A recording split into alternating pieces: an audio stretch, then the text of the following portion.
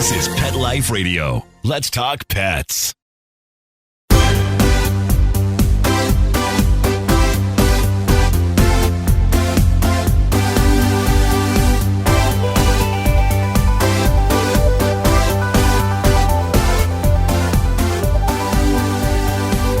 Hello and welcome to Six Figure Dog Business on PetLifeRadio.com.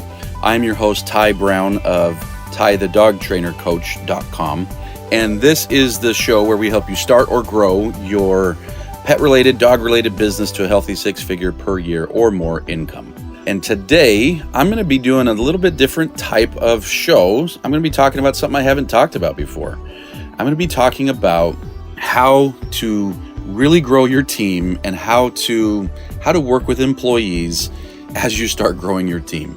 I know I mostly talk about sales, marketing, stuff like that, but I wanted to take a little bit of a deviation today and talk about team building and growth and how you can actually have a team that makes your life better rather than making your life harder.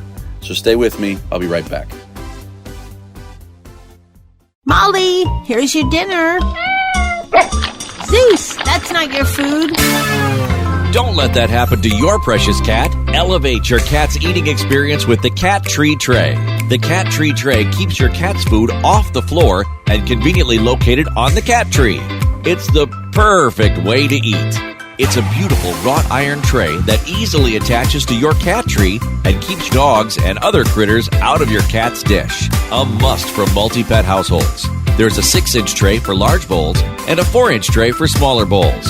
Purchase your Cat Tree Tray today. Go right now to cattreetray.com. That's cattreetray.com. cattreetray.com. Let's Talk Pets on PetLifeRadio.com.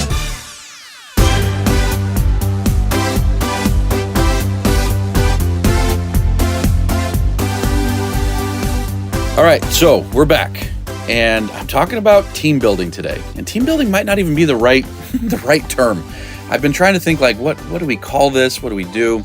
Maybe team training, but I got to realize I talk so much about sales and marketing. And in fact, in the consulting that I do with other dog businesses, we talk about sales and marketing. And inevitably, the next problem that comes up is the problems associated with growth.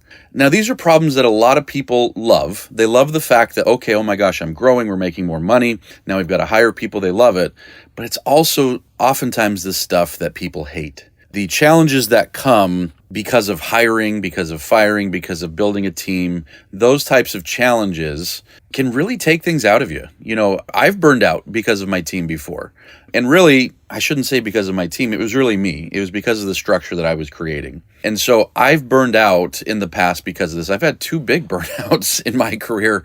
And what I've found now is now we've got a team between the amount of trainers we have, the amount of interns we have, the amount of admin and support and sales and all that stuff. We've now got a company with over 30 people in it, a team that's over 30 people. And I'll be honest, there's times that like, oh my gosh, my life is a bit of a nightmare because somebody goes off the rails. You know, somebody does something really bad, really wrong. And, you know, that's happened a couple times. And then there's other times where I'm just kind of dealing with the minutia of problems that a team creates. But I can tell you now that my team of over 30 people, the team that I belong to of over 30 people, is less problematic and less of a headache than back when I had 3 or 4 people on my team. And it's because of learning to structure, you know, how we structure things within a team, learning to structure how we get tasks done, learning to build out systems, things like that. And so I say all this to say that so many dog trainers, groomers, pet sitters, walkers have either grown a team in the past and it didn't work out great and they hated it, or they've heard horror stories and so they refuse to grow a team because they don't want to have those horror stories. And frankly, I understand both because I've been there and I've been at the place where a team has caused me more pain than I felt that it was worth. So I've been there. But I've also been at the part where a team has allowed me more freedom, more money. And not only that, it's not just about me, but we're able to provide employment opportunities and things for others that are far better than what the competition, and I'm not saying just the other dog trainer competition, but we offer an entry-level position that's far better than what they're going to get at fast food or far better than what they're going to get at a telemarketing place. And so not just competing with our dog trainers, we offer a real career. A lot of our dog trainers are making six figures. Most of them are, the ones that are working full-time. Not everyone works full-time. But, we've got a lot of trainers making six figures. And the ones that aren't are on their way to making six figures as they grow and as they get better at the skill and as that part of the company grows. And so we're able to provide opportunities for people. So like I say, my life is markedly better as I've learned to build teams. As we've learned to build teams is a better way of saying it, because frankly, my wife and our office team has done far more to figure this stuff out than I ever have. But my life is markedly better because of it, and the lives of other people are better. And frankly, that's what a business should be, in my opinion, is a business should be service. The business serves the owner. The business serves the employees. The business serves the customers. The business should merely be a conduit wherein service happens. Customers get things that they want and they're happy about. Owners get equity and lifestyle and compensation, and team members get compensation, opportunities, and fulfillment. That's what I believe a business should be. Now, if you never decide to grow a team, that's fine. But if you're one of these folks that's either grown a team or you're in the process of growing a team or you think you might want to here soon, what I'm hoping is to share a formula with you that's not my formula, frankly, but it's a formula that I think can help you as you're growing a team, as you're building out, who your team should be, what your team should be doing. That's a lot of preamble, isn't it? But hopefully you're with me and you understand what I'm talking about, because it's tough in this industry. In the pet industry, in the dog industry, it's tough because there's not a lot of larger companies. And so if you go into, other service industries like HVAC or plumbing or roofing, or you're still going to find it's hard, but you're also going to find that there's probably entire companies built, teaching HVAC how to grow a team and leadership for HVAC and how to structure payroll and, all that stuff that goes along with team building. Doesn't exist in dog training. Like I say, I do coaching for dog trainers. There's other folks that do coaching for dog trainers, and this is something that we do talk about. And so there's some resources in this industry, but our industry is not as developed as some other industries. It's a little bit more immature, and as a result, there aren't these wonderful best practices that we can look at and say, all right, in the dog training industry, in the grooming industry, here's best practices. And so it really just ends up that those of us that are in the industry are making this up as we go and trying to borrow from other industries and trying to find out what works. And so what I want to share with you today is something that actually my dad shared with me, 20 years ago, maybe more. It's called the Symphony. Actually, I don't even know what it's called. We call it the Symphony system. It's probably got a different name. I think maybe there's a company called Symphony, or maybe this is just the name of the program. And so obviously, I'm not going to do it 100% justice, but my dad, for most of my life, has been in sales and leadership training. So, he's training small companies, large companies, Fortune 500 companies. He's even helped me in my consultancy. He's helped train a lot of dog trainers on sales, leadership, and things like that. And so basically the Symphony system is a lens that we can look through in order to determine what's going wrong with our team. So like I say, this is presupposing that we're building a team and things aren't working as well as they should. And that's where a lot of people find themselves, right? They've got a team member not doing this. They've got a team member not doing that. And frankly, what tends to happen in almost all, what I tend to see in the dog training groups that I frequent, the dog training groups that I'm in, what I tend to see is people blame the team, right? Oh, I can't get employees to work. Everyone shows up late. They're not putting in the effort. They're not using the software like they're supposed to. They're not this, they're not that. And there's this presupposition that employees just come to you knowing how to do the job perfectly.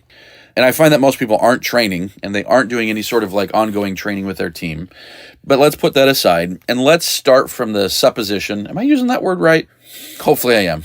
Let's presuppose that you've got a team where it's one person or 10 or 20 or 30 and something's not going as well as it should. How do we go about fixing this? Within an organization, how do we create organizational change? And what I'm going to do is share with you the 6 parts here of the Symphony system. I think it's called the Symphony system. But anyways, this is something that I've used for a long time that my dad taught me long ago. This was the type of stuff that he would go into Fortune 500 companies and that they would pay, hundreds of thousands of dollars to train their people on. This is stuff that my dad trained me on a while ago. So let me just go through it. Number 1, expectations. We have to look and see what are the expectations that have been given. I'm kind of chuckling as I say this because I'm thinking back to jobs that I've been self-employed now for almost 20 years, but I'm thinking back to when I had jobs. And I remember at this particular employer, a dog training job that I had before I had my own company. What would happen is, generally speaking, the employer, he would work from home and he would show up at the kennel maybe once or twice a week. I would get chewed out for about an hour and then he'd leave. And most of the time, and you might say, oh, well, you're an employee, it was I don't know.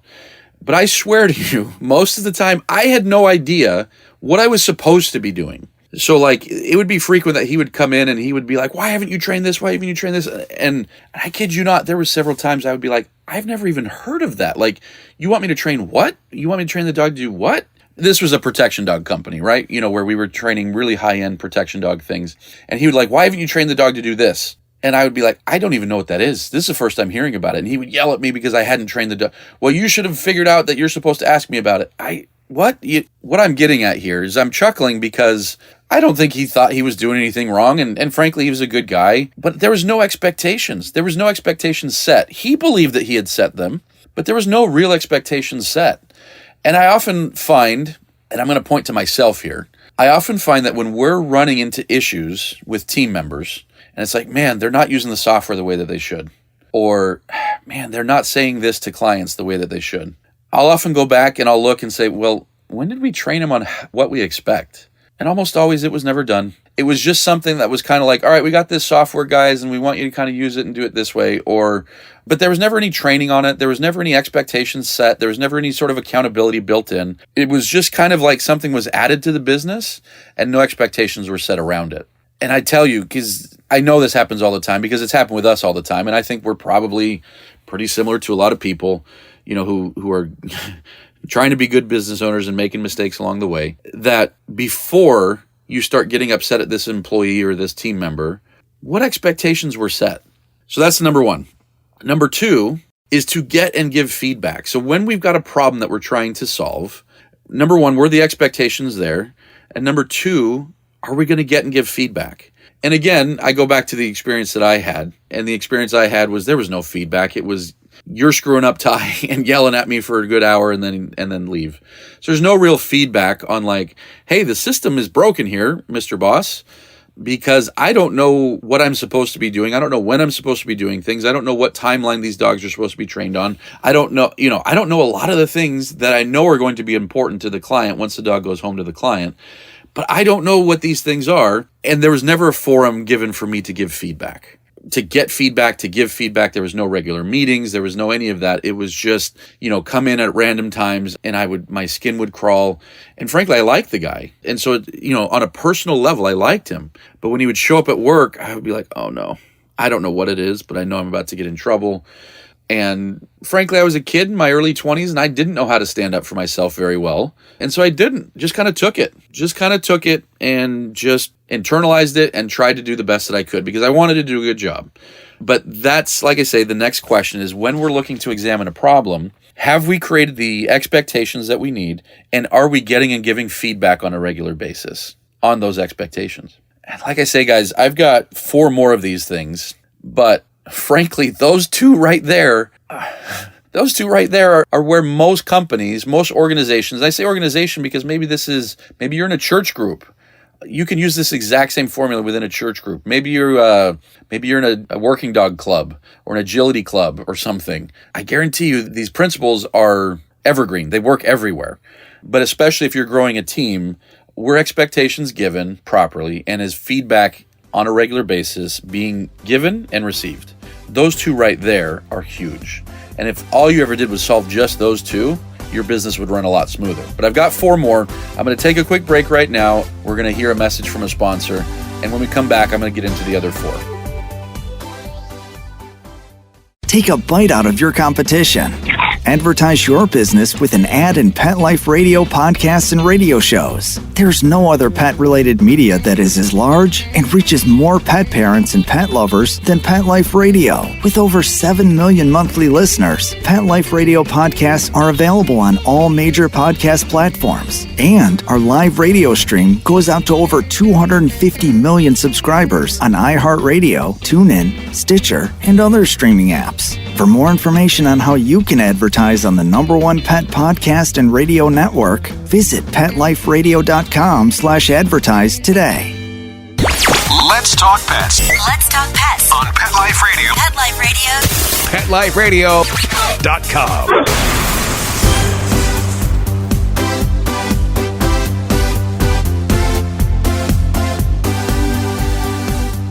All right, so we're back.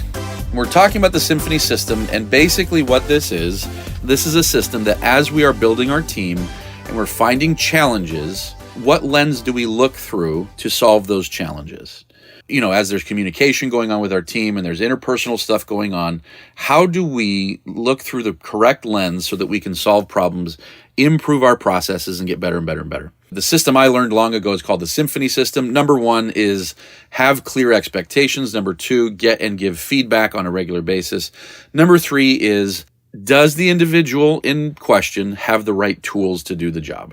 Have they been given the right tools? Now, tools could be a lot of things. You know, tools could be the training tools that you use when you're a dog trainer. If you're a dog groomer, do they have the right air blowers? Do they have the right shampoos? Are they in the right order? Do they have to walk to the other room to get the supplies that they need when they should just be build a little shelf right here to put the supplies on? You know, does the dog walker that I employ, does he have the right app on his phone? You know, does he need a phone? Does he need a tablet to do the work that he's doing? Does this trainer, does she need this notebook to, you know, do we need kennel cards for that? Whatever it is, do we have the right tools? And oftentimes, this is just a very simple one to overlook, that we just don't. And you have to invest in the right tools to get the job done. And so that's number 3 is, do we have the right tools? And number 4 is, do we have the right training? So there's a difference between getting and giving feedback and training. And this is something that, like, I'm almost embarrassed to admit this, because I want to say, when is the first time we brought on our first team member? I would say probably 10 years ago. So up until 10 years ago, I was a one-person show, right? And I think, that sounds right. Yeah, I think it was about 10 years ago we brought on our first person. It was an admin. She was an office worker. And it was shortly after that we brought on another trainer. And then, you know, now we're up to whatever it is, 30-something people on our team. And so I want to say I have had 10 years out of my life, and I'm 40. So 25% of my life has been spent managing a team. And like I say, a little bit embarrassed to admit this, but about only 1.5 years of that have we had training programs for them. Now, all along the way, people got trained. I mean, they had to. We've been growing a business. It's not like no one knew how to do their job. But we never once, I shouldn't say we at this point, I should bring this all back to me. I never once said, okay, here's the job of an admin, clear expectations. Here's the tools that an admin needs, an office manager, whatever, and I'm going to give them ongoing training to teach them how to do it. Never once. And along the way, I'm kind of chuckling right now, but there's part of me that along the way has lost some very good people because this process wasn't being done. They weren't getting training. They didn't always have the right tools. They weren't getting and giving feedback. The expectations weren't there. And as a result, maybe they got lazy and didn't do their job, but I didn't provide them an environment where it was conducive to doing their job. And so I can think back, and we've lost some people over the years that I'm like, oh, thank goodness that was a bad idea to bring them on in the first place. But I would say the majority of people we've lost over the years to either having to fire them, and I think I've only fired a few people. Anyways, either having to fire them or them quitting because they're unsatisfied over something. I look back and realize those were really good people that I think I failed, that I didn't set them up, and I didn't give them the training that they needed, and just teach them how to do the job in a structured fashion. So like I say, things happened. People got trained along the way, but it was along the way. You know, it was by shadowing here and there, and it was by, hey, Ty, how do I do this? Oh, you do it this way. Okay, cool. Or it was, I got to remind them to do this, so I send them an email. But there was no structured, like, here's how your job goes, and here's how I'd like you to do it, and here's the accountability that we're going to have, and blah, blah, blah, blah, blah.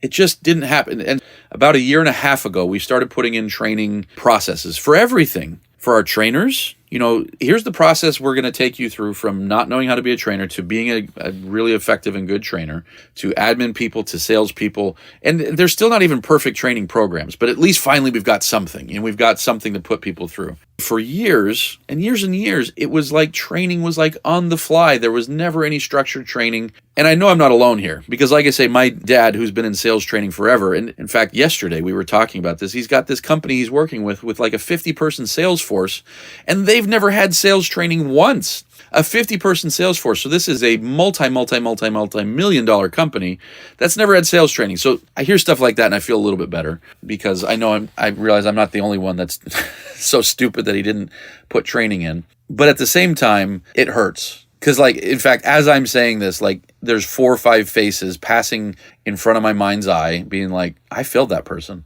I failed that person. I failed that person. These are people that should still be in our company that we either fired or through our lack of doing stuff right, they had to leave because it wasn't the right opportunity for them anymore. Anyways, that hurts. And so recognizing that it was my neglect, because it's not just the fact that they're no longer in the company and benefiting us, but, along the way, those relationships don't always end well. And that hurts. That hurts that there's good people that I didn't provide them what they needed. And as a result, I caused pain. So for that level alone, build out your systems, build out your training and stuff like that. So those are the first 4, when we're trying to determine, how do we solve this problem within our company? Have expectations been set? Are we getting and giving feedback? Do they have the right tools? Do they have the right training? And number 5 is, do we have the right person? And this one is where sometimes, this hurts. Because you can say, all right, this person's been given the right expectations. We're getting and giving feedback about the job. We've provided them the right tools. We provided them the training on how to use the tools and how to operate using the feedback. And still, the job isn't getting done right. And still, there's too many errors. And still, whatever it is, right? And this is where you have to look and say, is this even the right person? Is this person better suited not being within the company? Is this person better suited at a different job within the company? Is it just not going to work out with this person because this is just the wrong person for the job? And this is where it gets tough, right? But number 6 is where you've gone through all of this and you've determined it is the right person. And yet, because they have all the skill sets, everything's there, and yet the job's still not getting done. So how can this be? Well, number 6, the 6th thing you need to look at in the symphony program, whatever the heck it's called, is, are they motivated? And motivation is more of an internal thing. It's not like you can go up to somebody and motivate them. You can hype them up. You can be like, oh my gosh, you're doing great. You're doing awesome. And I love you and keep up the good work. You can hype them up. But for someone to maintain excellence, maintain a standard, maintain solid work, whatever we're going to call it, they have to be motivated internally. They have to be motivated. And so now where this one is entirely on them to be motivated, it is on us to look and see what within the environment could allow them to be motivated better. And sometimes it is exactly what you might be thinking. Hey, is there a way to do a bonus structure? Is there a way to make more money? Sometimes it's all just the financial, they need to make more money, they need more opportunities, they need more benefits, they need more whatever, right? And so sometimes we can look and say, well, everything's perfect up until are they motivated? And frankly, I don't think I've set up an environment where they can be as motivated as they can be because they need extra money or they need a bonus system. But sometimes and maybe, you do that thing with the money and they're still not doing it, then it's probably the wrong person, right? It's not the right person for the job. But yeah, motivation isn't always just based around money or things like that. Are there things I can do within the environment here at this company that we're building that can give them more fulfillment? Is it a title? Is it something as simple as hey, you're going to be the manager of this? Or is it something like a responsibility? Hey, I want you to be in charge of this part of the business. And I'm going to give you the right training and the right tools to be able to do it. But this is your baby. And I really want, I want you to take off and run with this. Or is it just simply recognition? You taking time to recognize, hey, you're doing a great job and I appreciate it and thank you. I mean, it could be a whole variety of things. Ultimately, the motivation is only going to happen from within, but it pays to look and see if there is something that you can do as the business owner to create an environment where it is easier for someone to feel motivated. Well, especially if you're doing the first 4 wrong. If they don't have expectations, there's no feedback being given or received, there's not the right tools, there's not the right training, forget about motivation. No one's going to be motivated. Like, that's a joke. But if you're doing those 4 things right, and then you feel like you have the right person, and you've set the environment in such a way that motivation is something that is attainable for the average person, then that's what you do. And that's the environment that you create as the business owner. And that's your responsibility to do all of these things. Again, I often see people hiring with the notion that I need help, so I'm going to hire somebody. They will help me. And at its core, that is what hiring is. But none of that is possible until you have done an enormous amount of legwork at the root, saying, okay, I have to set up the right expectations. I have to get, we have to set up systems for feedback. We have to get the right tools, and we have to do the right training. And then I can expect somebody to help me. And then I can expect people to take things off of my plate. It's not somebody shows up day one and is taking stuff off of your plate and you have no systems in place and things like that. That's what I thought. I think that's what a lot of dog trainers, dog groomers, dog pet sitters, dog walkers think when they start building their team is like, I am underwater. I'm in the weeds. I'm every other cliche you can think of for being super busy and overwhelmed.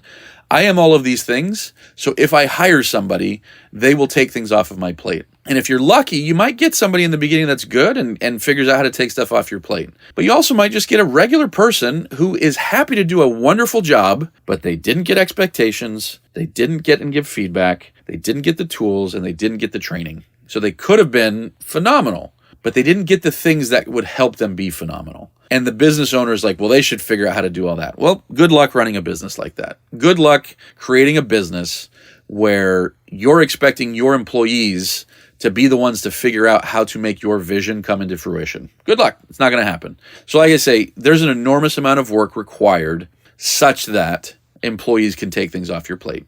But when it happens, when that synergy occurs and people are getting what they want, the employee is getting the paycheck that they want, they're getting the fulfillment that they want, they're getting the things that they want, and you're getting what you want out of it, in that your income is increasing, your freedom from having to do everything is increasing. Guess what? Your clients get a lot more happy as well. And it just feeds into itself. And this is one of the ways that I've seen how growth has occurred for us is I have gotten a lot better at sales and marketing over the years, but my sales and marketing hits this ceiling very quickly if we do not have the people in place that do a phenomenal job.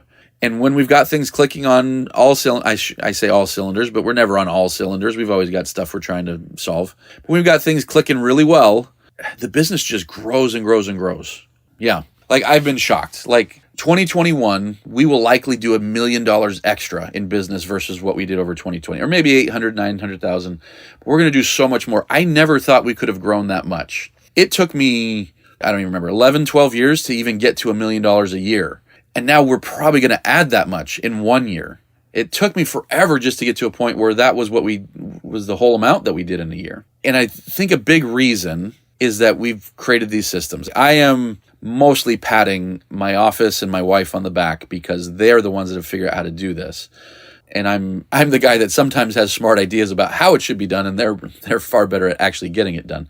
But in any case, I want to close just kind of summarizing what we talked about. Building a team can be a nightmare, or it can be a godsend. It can be both, or it can be in between. That wasn't helpful, was it? Building a team can be anything. But like I say, on extreme ends, it can be a nightmare, and on the other extreme end, it can be just absolutely wonderful. And the way to make it more wonderful is to set up your systems such that team members have expectations that are clear, that you, along with the team, get and give feedback, that the right tools are provided to the team to do the job that they need, the right training is provided to the team to make sure they know how to do it, the right people are in the right places, and people find themselves motivated as a result of all of this. If you can do that, your business can continue to grow and grow and grow because you've created a foundation on top of which now getting customers becomes so much more easy, so much easier, because you've got the systems in place to make those people happy, and you've got happy people helping them be happy. So anyways, thank you for listening to the show. I know I went a little bit different. It didn't start out as marketing and sales, but towards the end, I was like, you know what? This is marketing and sales. This is one of the main things that you can do to increase your revenue and increase your sales is to have a functioning machine of a team that just kills it for your clients and kills it for you and kills it for each other. If you can have that, that's one of the best things you can have for marketing to actually do its job and for sales to actually do its job. So thanks for listening. I do encourage you to head over to Pet Life Radio, click on my show, of course, Six Figure Dog Business, and listen to all the episodes. There's a bunch of them. And when you're done with that, listen to all the other episodes because there's a ton of cool stuff on PetLifeRadio.com. And if you'd like to talk to me and figure out what we do and how we help dog trainers to grow their business, head over to TyTheDogTrainerCoach.com. Thanks for listening. We'll talk to you soon. Let's Talk Pets, every week on demand, only on PetLifeRadio.com.